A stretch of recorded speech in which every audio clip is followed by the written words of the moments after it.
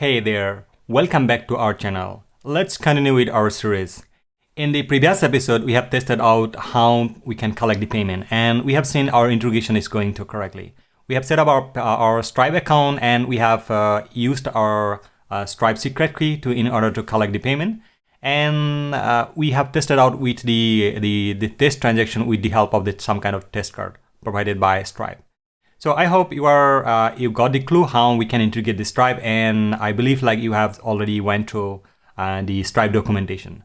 So far everything is going good, right? So what we need to do today we are going to cover it up. While we are making the payment, we should not supposed to handle the hard-coded value right here.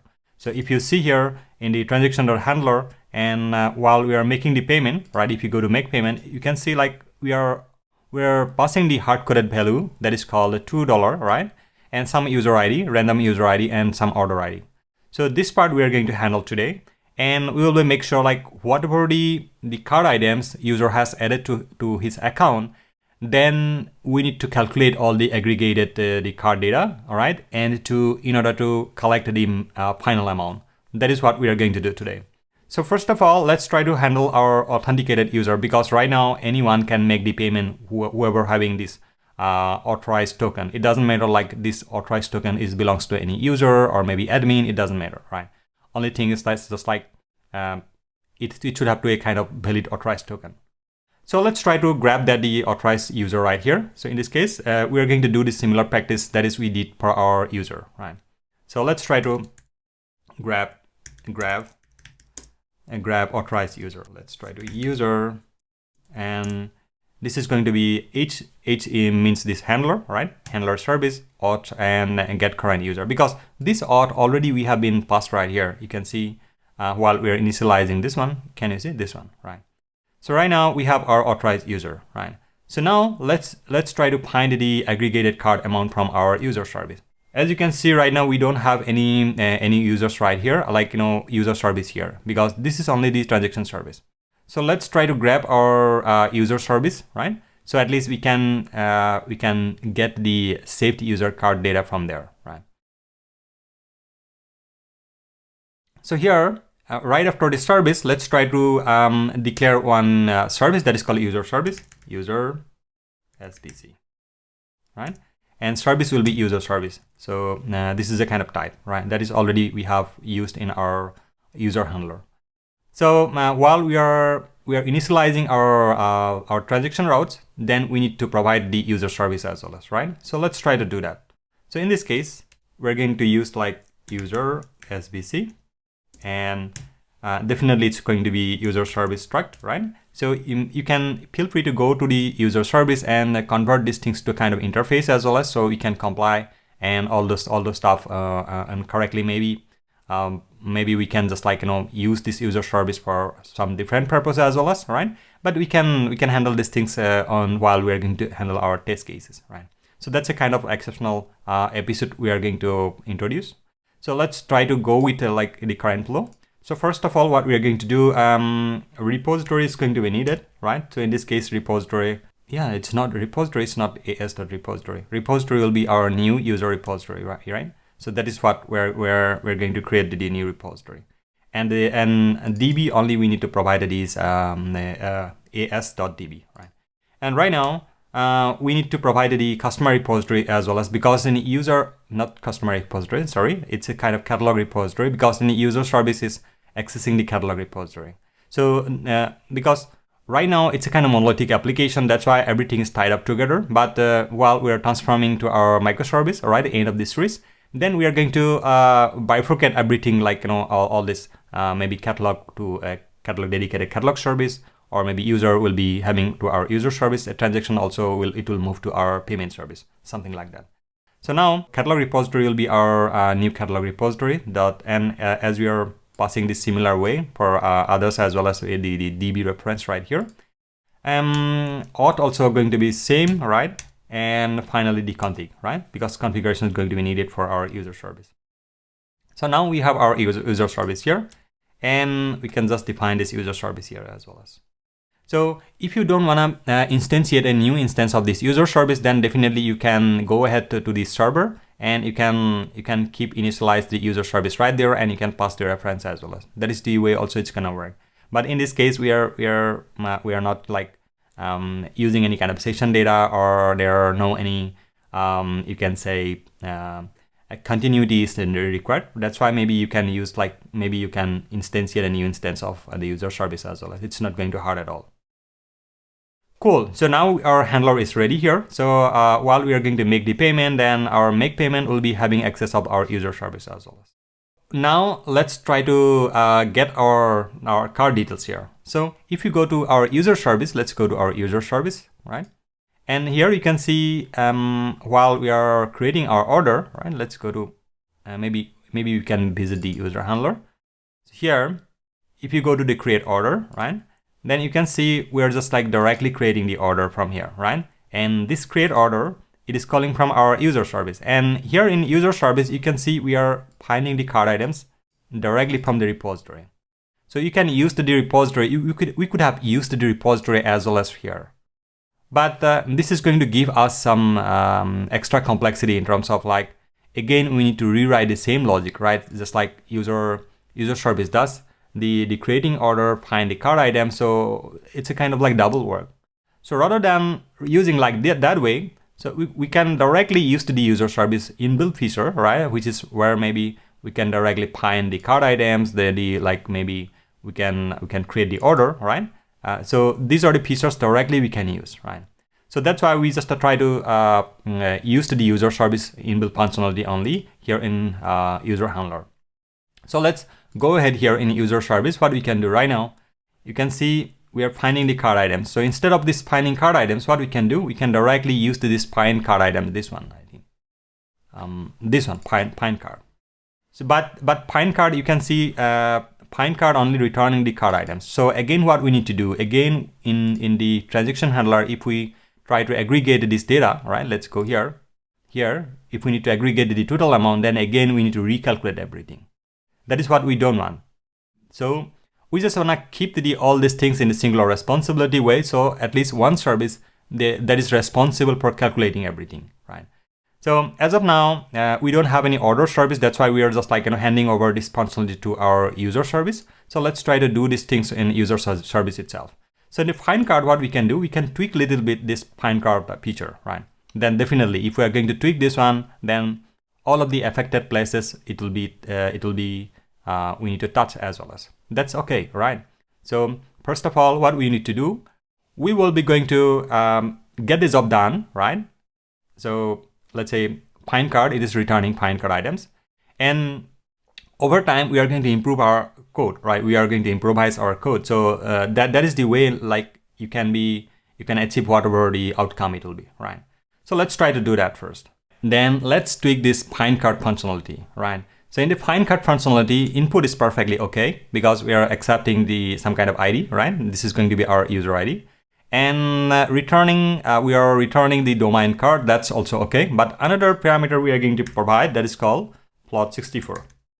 Float64. So why float64? Because while we are returning the card items, then definitely we need to again re-aggregate all the amount, right? So that is what we don't want. So while we are going to use this find card feature, then it will going to give us the total amount as well as the card items.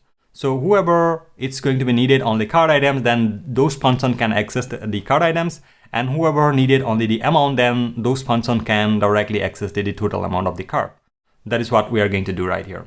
So let's try to do that. So first line is okay, all right? So where we are finding all the card items from our repository, that's all right. Then here, what we can do, we will check like if the error is not equal nil, then we can say return nil or 0 and error, right? So definitely card item will be not there, but then total amount also will be 0, and we are returning the error.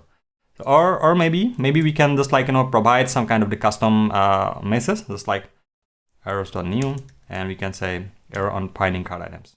That's also okay. So now let's try to use one kind of like the variable that is going to help us to aggregate the total amount. So var total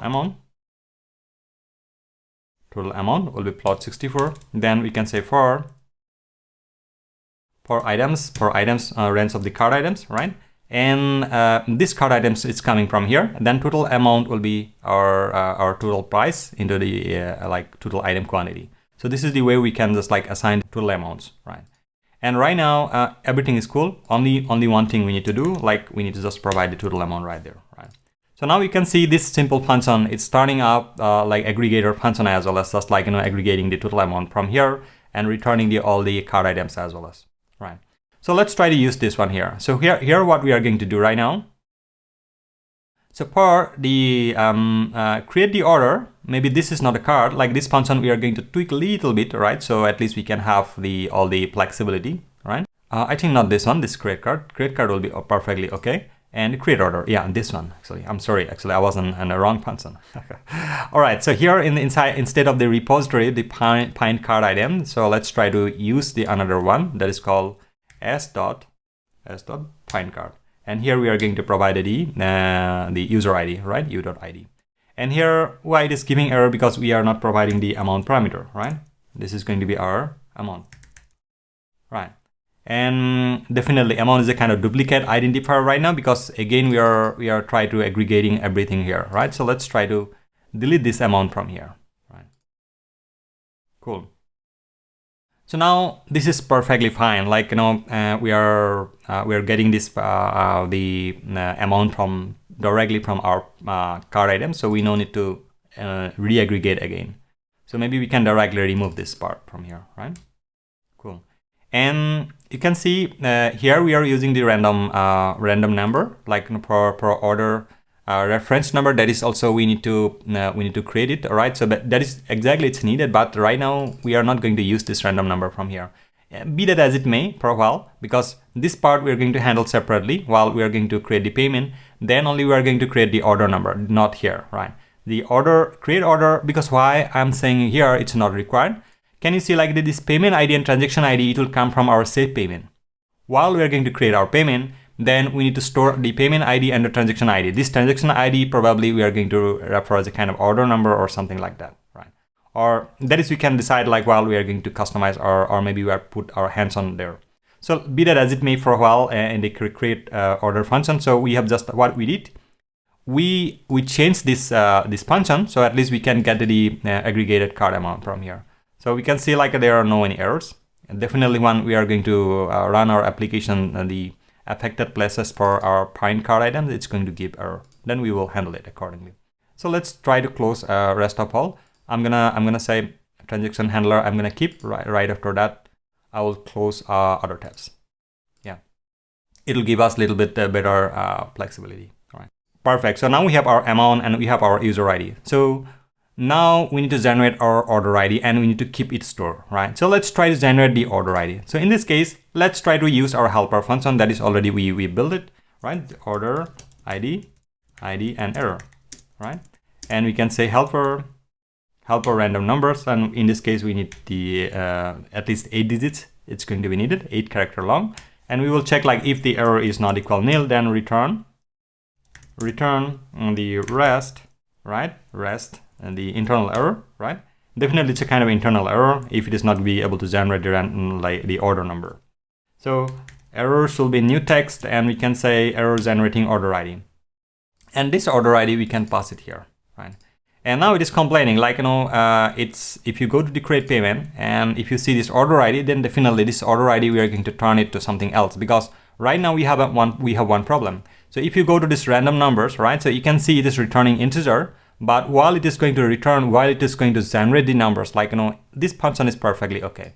But returning, while we are converting this string buffer to a kind of integer, if the number is generated just like this, let's say if you are requested for 6-digit number, let's say 09990, let's say 98, right?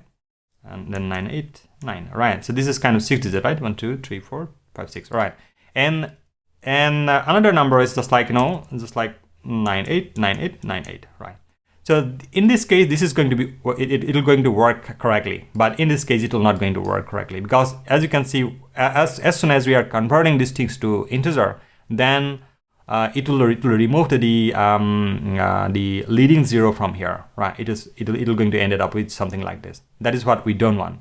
So if you're asking for 8 digit or 6 digit, then it has to return the 6 digit as well. So what we can do, we can directly remove this part from here, and it will return only string, not a kind of integer, right? So let's try to move to string. All right, so now it's okay. And here, this part also, maybe we can just like, provide some kind of the empty string from here. And now let's go to transaction handler, and you can see it is all right. It is random numbers random numbers, whatever it is generating, it's going to correctly work. But here in the create payment, we need to change this one. So let's try to change this one as a kind of string, right? And here also we need to use this one. Order ID is going to be string, right? Now perfect, because here it is not asking like whether it is going to be a string or something, but this format we need to change to as a kind of string, right? Now our payment client, we have just like tweaked accordingly. But wherever we are using this this random numbers function, then definitely we need to tweak it as well. So as soon as you are running the application, then we will able to see all those stuff, right? If we could have wrote the test cases and we could have catch it early, that's a different story. But let's try to accommodate right now. We have just created our payment right now. Okay.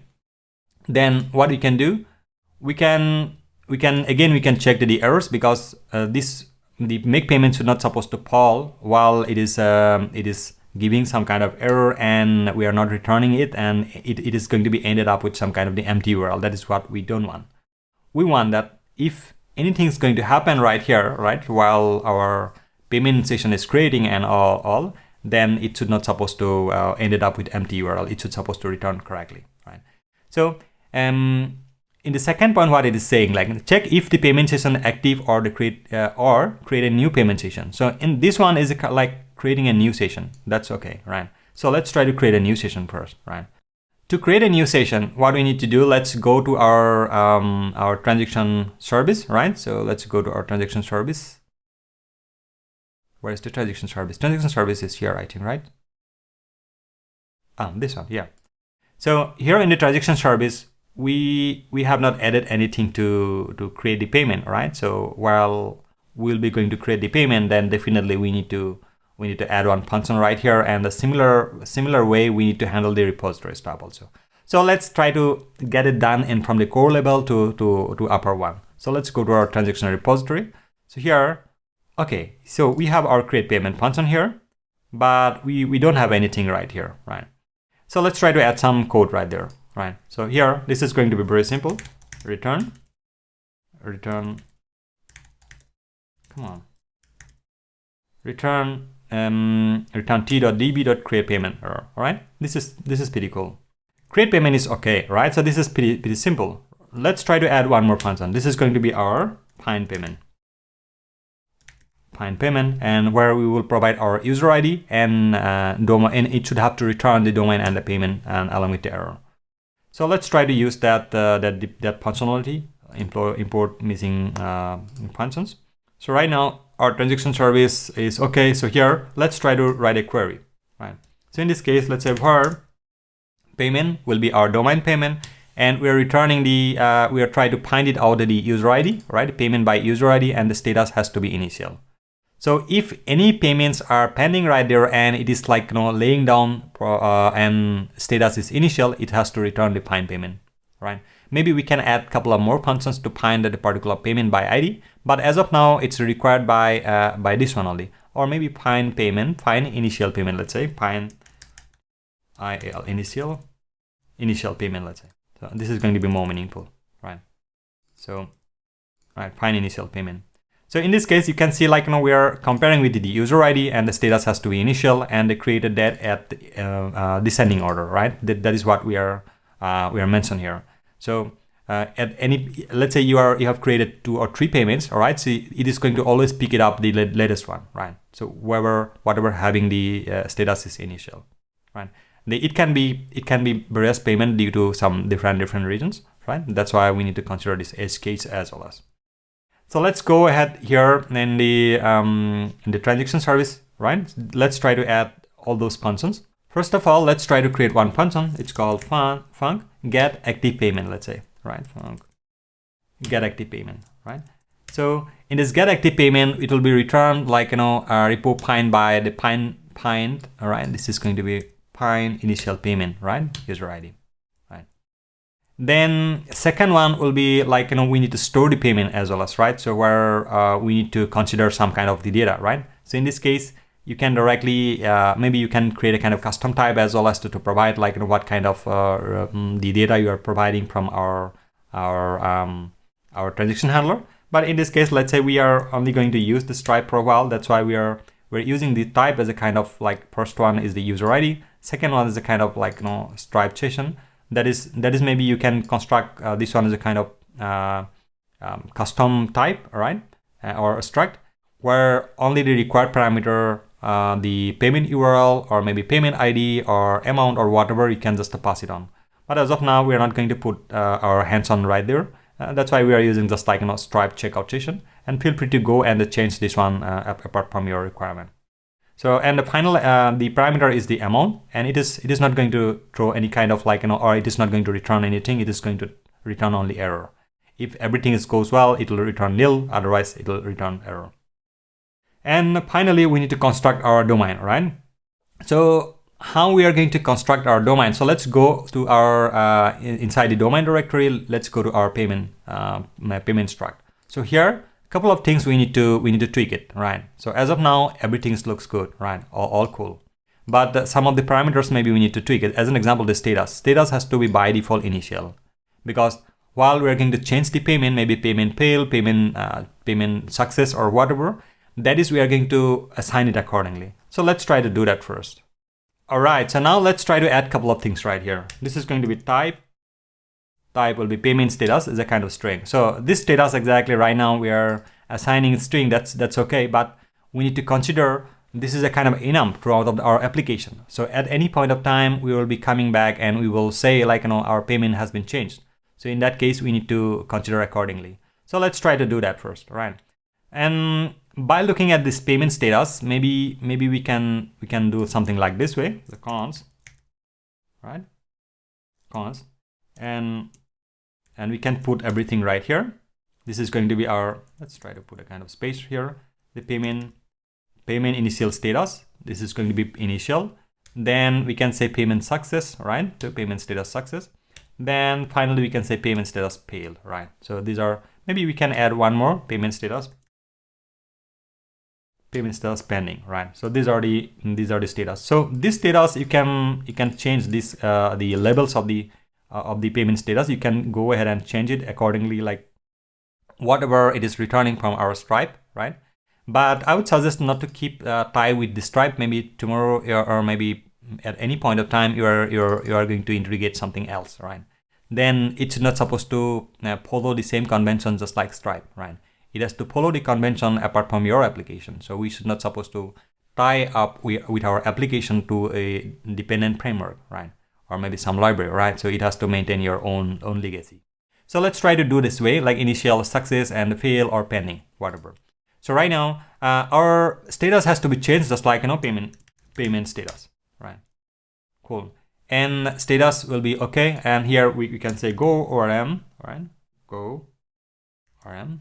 Right, I'm always like pronouncing as a kind of go ORM, but it's GORM, right? It's other way around. It can work. So we can say default will be initial, right? Now cool. So this is perfectly okay. And what are the other stuff we need to handle it? ID is okay, all right? So user ID also will be okay. Capture method okay. Amount. Perfect. Transaction ID and customer ID and the payment ID and status also all right. And the response is a kind of string. And finally, what we need to do, we need to capture the payment URL as well as, because payment URL. So maybe we can consider for a while just to make sure like we have a payment URL. And maybe in another word, we can say instead of this payment URL, if you are going to handle in the customized way, maybe we can remove this payment URL parameter and we can introduce some kind of like maybe payment ID, right? That is also we can do. But let's go with this one for a while, because apart from the current flow, we will test it out everything correctly. Then we can just like come back, and if it is needed, then we can remove this one, and maybe we can alter to something else, right? So now our payment.go, like these payment domain entities is perfectly okay, right? So we have added. Now here inside the store payment method, this function, we need to tweak a little bit. So as an example, like we need to construct this payment domain. So this simpler, just like payment domain.payment, and user ID, we are passing this user ID, and amount, that is we are already accepting here, and the status will be the payment status initial, that is we are providing here. So let's check it out. Like, yes, while we're creating, we are just like assigning the kind of initial. Then this is our payment URL, and this is going to be our payment ID, that is already providing from our checkout session.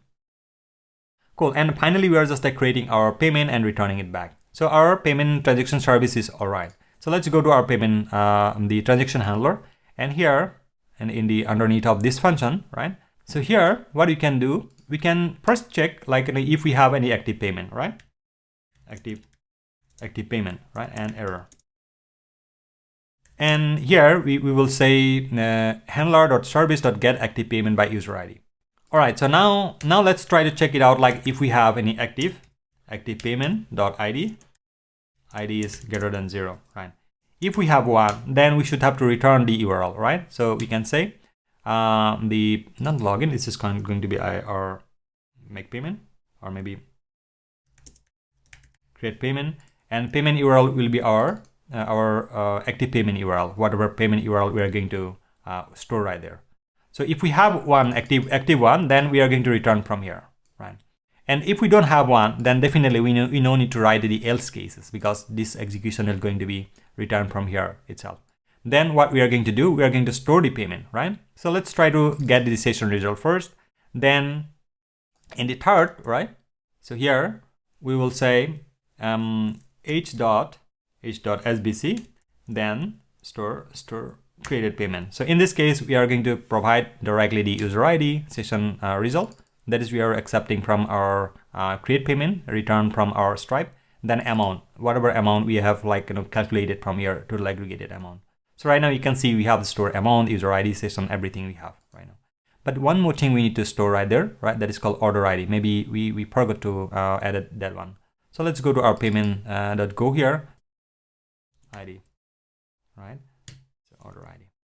Now let's go to our transaction handler, and here definitely we need to pass this order ID as well as, right? So this is order ID we are passing right here to create the stored payment. Right after that, maybe we can say order ID, and let's go here, and we can do the same thing just like order ID. Order ID will be as a kind of string. Right, and that is, I think we have added the kind of integer. This is going to be a string, right? String. And transaction service, here we can say order ID will be order ID.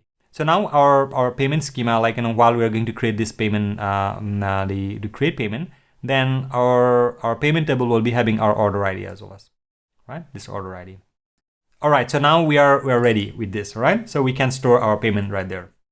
Then finally, what we can do, we can just like return if we have any kind of error, then definitely we can check it out if we have any error.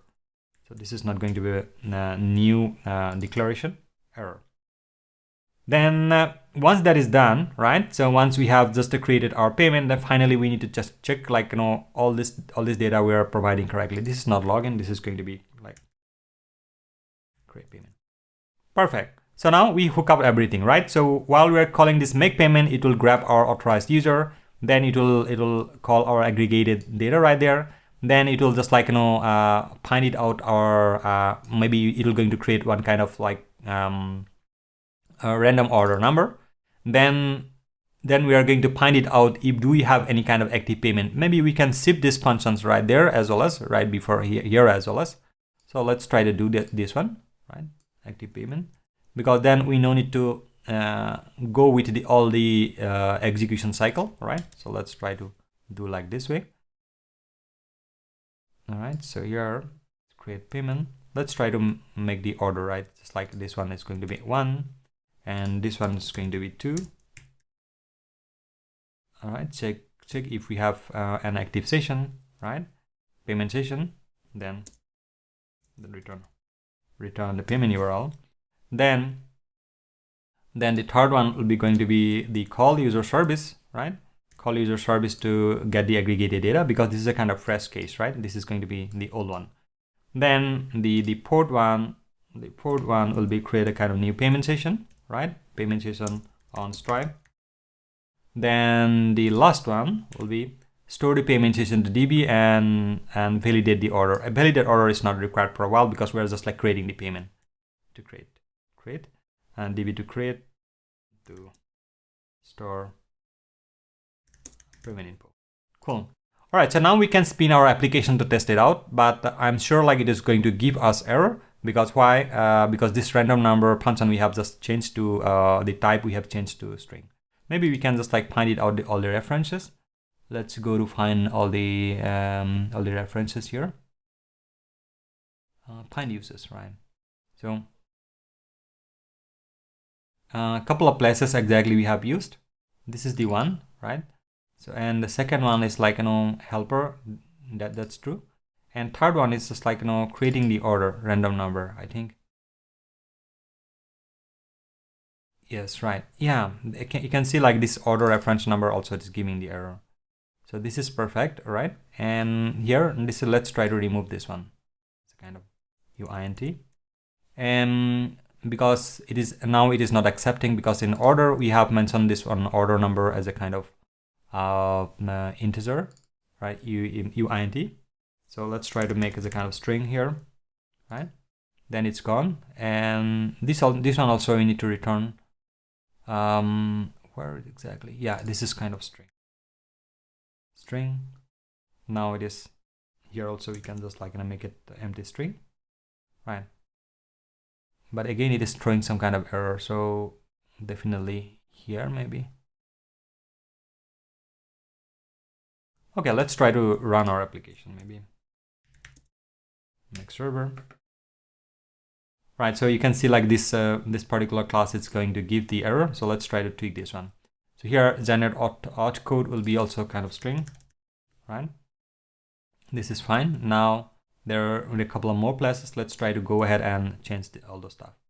So this is not going to be a kind of a problem at all, right? So maybe over time you need to change your code based on your requirement and demand.